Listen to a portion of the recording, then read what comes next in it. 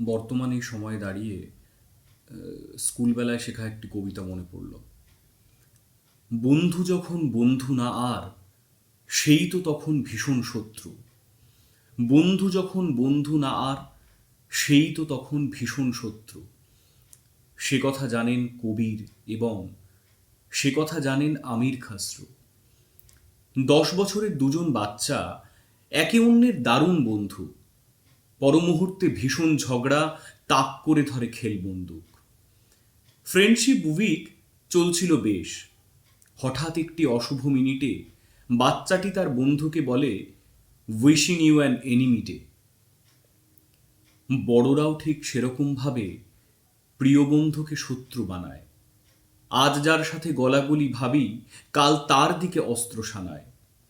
গতকাল ছিল এক ভূখণ্ড, আজকে ভারত পাকিস্তান, বা গতকাল ছিল বাংলা বিহার। কুল মাফিয়ার আজ ধানবাদ।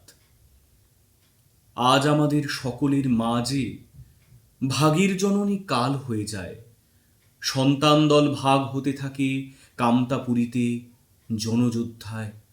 বন্ধুতে আর শত্রুর দলে ভাগ হয়ে যায় সকল ব্যক্তি। বন্ধুত্বের 7 দিন, আর শত্রুর দিন কেবল একটি। রূপসী বাংলা ভাগ হয়ে গেছে। কজন বন্ধু, কজন শত্রু, সে কথা জানেন জীবনানন্দ, সে কথা জানেন আমির খসরু।